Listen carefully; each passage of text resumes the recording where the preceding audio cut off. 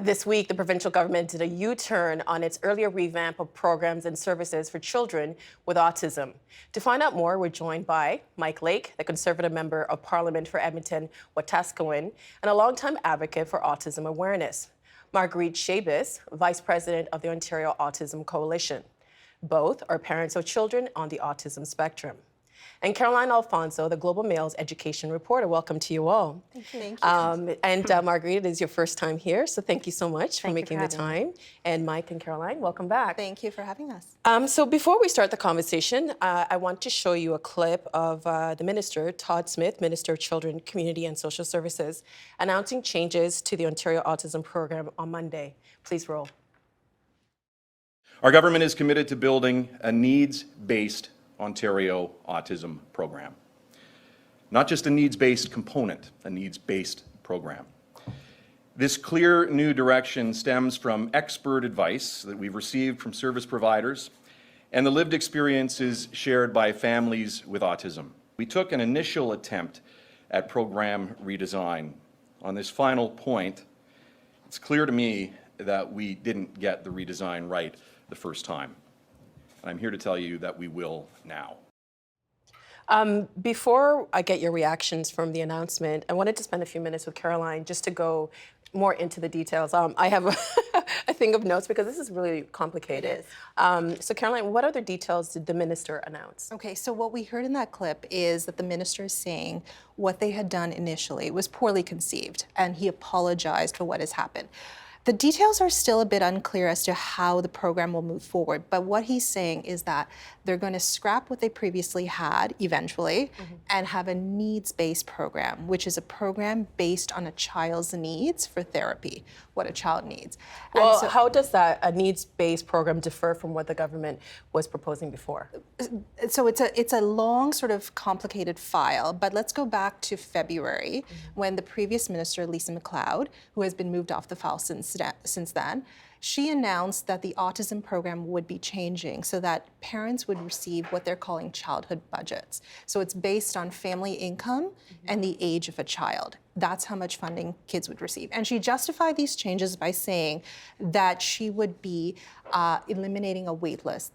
She was saying there's 23,000 children waiting for therapy services. So by moving to this, all kids would get all families would receive funding for therapy.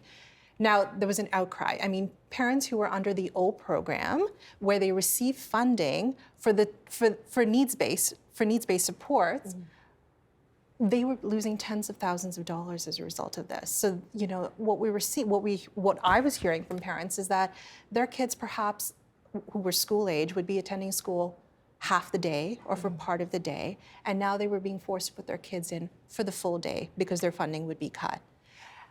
The government heard this, and a month later, they changed it. So it was the same childhood budget, but now it was based on age. So if your child was under 5, they would receive $20,000 a year. If your child was 5 and above, they would receive $5,000 a year. Still, that was not enough. Parents were saying, this is not enough. This is not based on need. For some kids, it may be enough. For many kids, it's not enough when therapy costs upward of $80,000 a year. So now Todd Smith has come on this week and says, we are going to change the program to make it needs-based. You've been covering this for a while. I have. Were you surprised by the fact that there was a U-turn? Not entirely. So the previous Liberal government tried to make some changes to the file back in 2016. They put an age cutoff. They said if your child is 5 and over, they would receive no funding. Immediately, parents came to the forefront and said, this is not fair. My child has been receiving therapy. You're cutting back their funding. You're taking away their funding. And the Liberals changed their minds. They went back to their previous program. So I wasn't entirely surprised, just because the autism community, they know this issue. They understand this issue. They know what their children need. And this government needed to change its direction. Marguerite, I wanted to get your reaction. What was your reaction to the announcement that the minister made? Well, we do feel like Minister Smith's announcement puts us right on the right track again. That being said, there is no timeline and no details. Well, there is a timeline. It's April 2020. Kids have been waiting years already. One thing that Minister McLeod got right was wait lists are not okay. But kids continue to wait. And this new plan has no details. And we're still implementing the plan that he's saying was wrong. We need to change things fast. Well, they said that they have an advisory panel. It's being called the Autism Advisory Panel, and they're going to be fleshing out the details with an announcement coming, I think, at the end of the summer, early fall. Mike, the minister admitted that the government didn't get it right the first time. Were you surprised by that?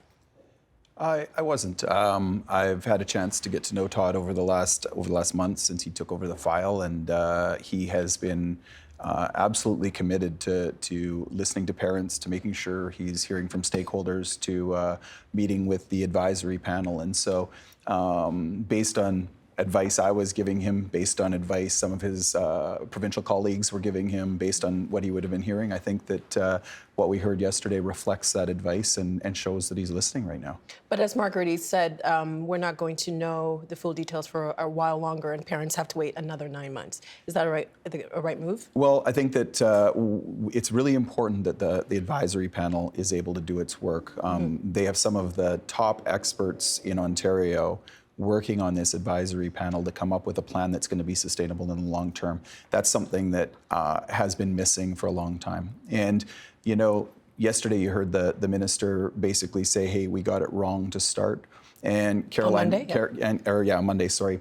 And Caroline made the point that the previous Liberal government got it wrong to start too. There's a history, when you look at governments across North America, of governments getting it wrong at the start on autism and taking a while to get it right.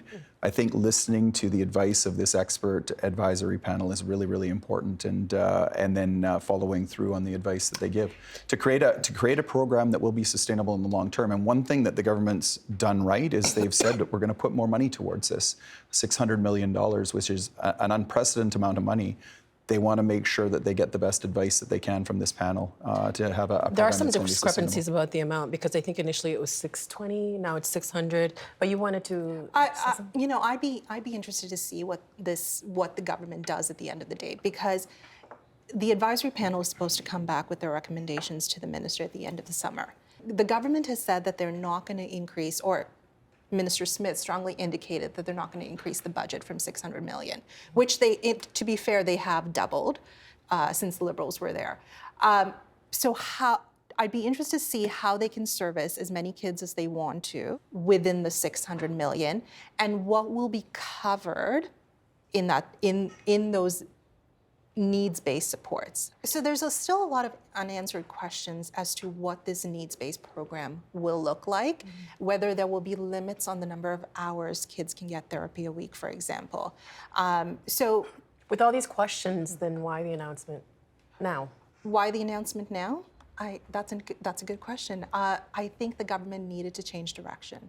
It was not working. Kids were going to be returning back to school in the fall or by October because their funding would have been cut off. School boards did not know how they were going to support these children because there were not really extra people in the school, EAs in the school. There were not enough resources in the school. I think something, and this advisory panel was to provide its recommendations at the end of the month, at the end of August. So there had to be some change happening soon. Mike, you're a federal MP from Edmonton. Why did you decide to get involved in an Ontario provincial issue? I think I've been a member of parliament for 13 years and done a lot of work on autism. It's a big part of why I continue to do what I do. We're working at a global level, we're working at a national level, and just want to help where I can. In this circumstance, it was clear to me, taking a look in February when the first announcement came out, that they were on the wrong path. I mean, that was fairly clear to most people that were watching. And so You at that provided point in feedback time, to them? Or? I provided, just like I did with the Liberal government before, in both cases, reached out and said, I can help you. I can help introduce you to some of the expert stakeholders. Some of the top experts in the world are right here in Ontario that can advise on government policy. Back in the Liberal days, I met with Wynn's team and met with Minister McCharles, and then met with Minister Coteau, and worked to sort of answer questions they had, and in this case, reached out to try and help in any way I can. And Mike Coteau was responsible for the file with the Liberals, right? Yes, he was. Yeah, and we had a great relationship, and in this case, reached out to any MPPs that I could. Had a chance to have a conversation with Doug Ford in late March that I thought was an important conversation, and I'll tell you a little bit about the advice that I gave at the time. I said, first of all, in the long term, you've got to start thinking about autism as a lifespan. It's not all about early intervention, although right now, clearly there's an urgent need to address that. You've got to think about diagnosis, you've got to think about education, you've got to think about employment and housing, and then that time in our lives when the parents are gone, and we are all terrified about what's going to happen to our kids. And so you got to think about autism and the lifespan of a person with autism. You also need to bring together different ministries, because autism, doesn't reside in children's services or education or health, and the issues that relate to each of those ministries are connected. And so you have to bring ministers together to start talking about things together. So I've been encouraged when I've seen a couple of press conferences now where you've had the Minister of Health and the Minister of Education show up and be part of that conversation. I'd like to see tighter integration as they move forward. And third piece of advice that I gave to the Premier is, you have these experts, use them. You have Marg Spolstra at Autism Ontario, you have Evda Kianagnastu at Holland Blurview, and Jessica Bryan there. You've got Julie Kudis, and if I start naming names, you got Stelios Georgiadis and Jonathan Weiss and Stephen But you wanted him to speak to people who are doing the work. Wendy Roberts, who's legendary in the autism community. You've got all of these experts, and you need to use them to give you some fantastic advice. And I believe if you do this, you're going to wind up with a world-leading autism program, and that's where I hope we wind up. One of the questions you asked is why now? I mean, Mike said he spoke to the Premier about it. Even within government, there was criticism of how it handled the file. My colleague Laura Stone and I reported on an internal report, an internal review by one of the Premier's MPPs, Roman Baber, who said that he presented this report to the Premier and the Premier's former Chief of Staff, saying that the government mishandled this file with its announcement in February and the changes that it made in February. It was critical of the tone that the government took on this file. It questioned the waitlist number.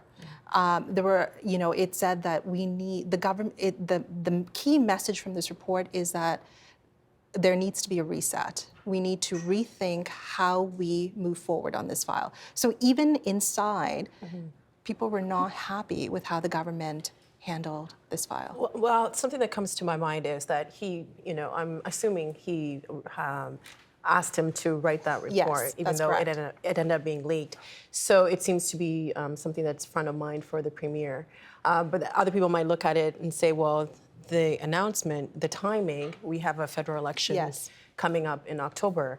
So how do you, I guess, create a foundation of trust moving forward to work in the interest of children with autism in this province? It's going to take a while to rebuild that trust.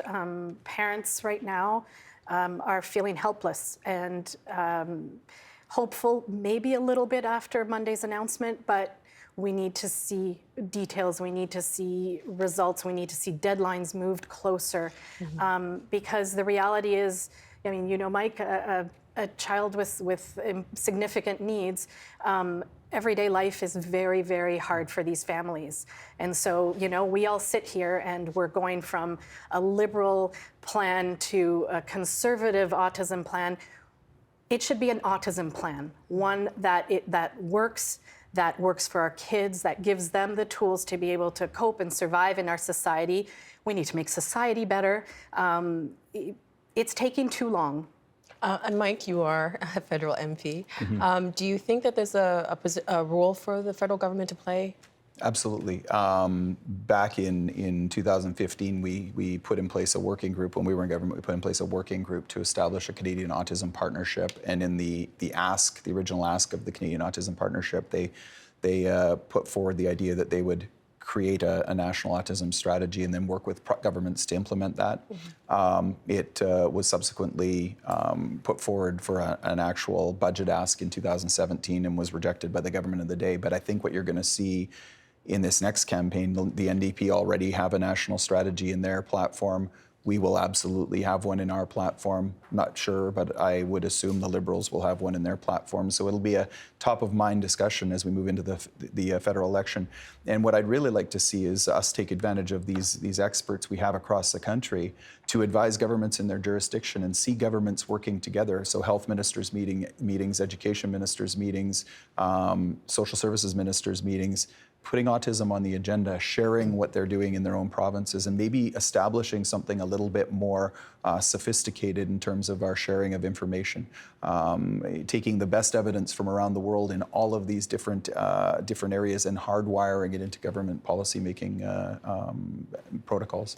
We did invite Minister Todd Smith to come onto the show, as well as his two parliamentary assistants. They were unavailable. His office did send us the following statement, which reads, "Our government is making the largest investment in the history of the Ontario Autism Program, and we're committed to supporting as many children and youth as possible while ensuring no gaps in service. We have listened and we have learned. By working together, we can build an Ontario Autism Program that gives our kids not just what they need, but what they and their parents deserve." Marguerite, do you believe the minister when he says they have listened and they have learned? I do. I think they did do some consultations, and they have engaged a committee, a working committee of experts, good people who I know want to do the right thing. I hope they do. I hope they're given that power to set this right for kids, because a program like this is crucial to develop basic needs for our kids and social skills, communication, basic just life skills, so that they need less resources in the education system. Right now, the education system isn't set up to take care of our kids. We hear horrible stories of kids who are locked in rooms, or the police called on a 5-year-old in schools. It's unacceptable. And a real program that gives kids the therapy that will give them survival skills in our world is crucial for them thriving in our world. On a personal note, what spurred you to join the Ontario Autism Coalition?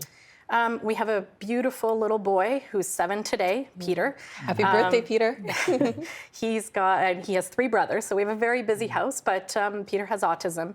And we were caught in that Liberal mess 3 years ago, where we went from, he was 4 years old, and they set a age 5 cutoff.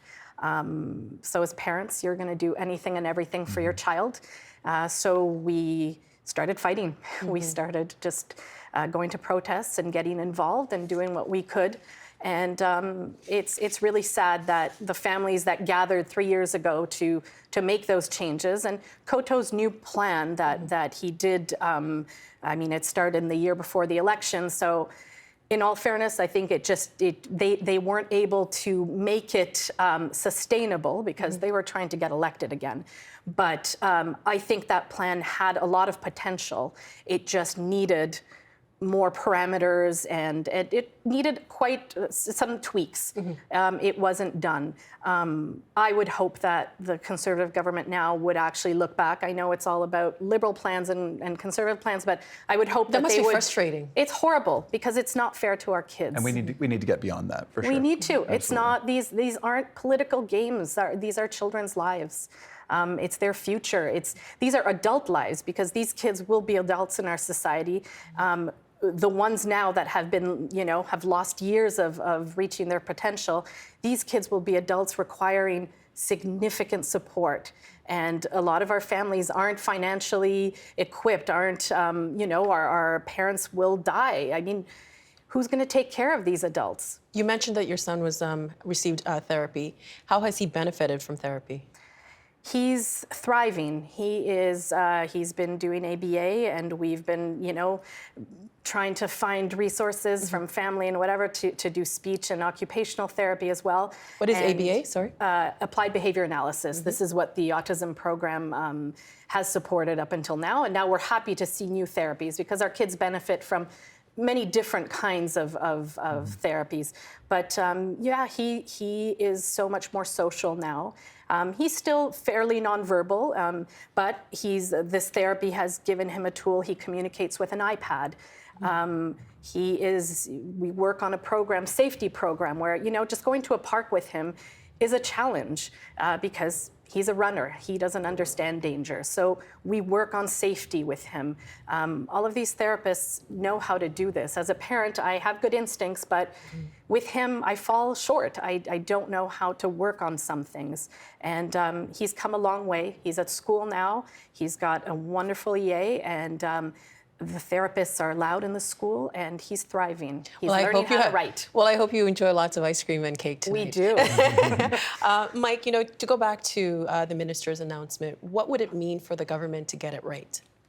Well, you listen to Marguerite's story about Peter. I mean, that's what it means to get it right, is to put people on that path. And we start taking a look at, we're so focused on the challenges in our society, but these individuals with autism have enormous potential if we can unlock that potential. And getting them the help that they need early in their lives, not missing those windows, evidence-based intervention will make a huge difference in the rest of their life and their ability to contribute and take advantage of their skills and abilities. And not just them take advantage of their skills and abilities, but us as a society take advantage of those skills and abilities. Caroline, when is the government expected to share the final details of the new autism strategy? So they said the Autism Advisory Panel was supposed to have its recommendations by the end of August, and then by next April, the intention is to have the program fully rolled out. So details could come earlier, but by the end of April, the government has promised that there will be a new program in place. In the meantime, families are still receiving childhood budget checks under the old program. They have provided an extension of 6 months for those under the old Liberal program. So right now there's 2 programs in place, and it's disjointed. Some families are receiving the full amount they need for their kids' therapy, and some are receiving $5,000 for their school-aged children. So I'm sort of wondering how this is going to play out in the school system going forward as the education reporter. Are we going to see more resources put into the schools to help children? But what is a needs-based program going to look like fully? But that's assuming if it comes out in summer, but then school is just around the corner. School is just around the corner. That 6-month extension is going to end before the new program is fully rolled out. So there will be, unless they start rolling it out earlier, there will be a time lag in between. Marguerite, what will you be looking for when the new final strategy is revealed? I'm, needs-based, but one that makes sense, that actually, takes into account where a child is at, what kind of therapy they need. So we do want to see different kind of therapy still in this program. You mentioned that we've had different ministers stand behind autism announcements twice now. We want to see results there. It's great for them to stand and smile, but so far all we've seen are cuts in schools, cuts for support staff, for teachers making classrooms bigger. That doesn't help our kids, doesn't help any child, but a child who has sensory needs and just needs that extra attention, it's a disaster for our kids. And time is crucial, right? And time is crucial. And what has happened in the last 6 months is going to have a devastating effect for years for our kids, for the professional community. I mean, layoffs, we've seen it in the news over the last few months, how many layoffs have happened, hundreds in the autism community. That's going to take years to rebuild. So as much as you want to give therapy to all the kids across Ontario, our province isn't equipped. There's not enough infrastructure. There's not enough capacity. There's not enough therapists. So in remote towns where we've cut off regional centers that used to serve the northern communities and other places, you can send as much money as you want to those kids, but there's nowhere for them to get the support. So we need to do a lot better. We have about a minute and a half left. Mike, I'll have that last question to you. Yeah. What are you hoping that this strategy will include? Well, first off, I would say to Marguerite's point, I think the sort of years of cost applies if they don't get it right. But I do believe that right now they're on a track where they're going to get it right. And I take a look at the cabinet shuffle that was made recently, and I see Stephen Lecce standing there as now Minister for Education. Stephen is everybody acknowledges one of the up-and-comers in the provincial government. I know Stephen well from my previous days. Mm-hmm. I think what I want to see in the short term is this needs-based program that's going to be sustainable and get as many kids into the program as we can. I think even in the longer term, I want to see it evolve into an approach of autism across the lifespan that again integrates the various departments meaningfully and takes advantage of the best evidence in the world to serve people living in Ontario with autism throughout their life. Does it concern you that the parents have to wait for another 9 months to? They have the program right now bridges the gap, and I think that what you'll see is a recommendation from the panel on how to transition. That'll be part of the conversation that they're having. So it doesn't concern me because that panel is filled with experts, and these are some of the top minds in autism in Ontario, and so I trust that I know that they're working hard. They've been asked to do a lot of work in a short period of time.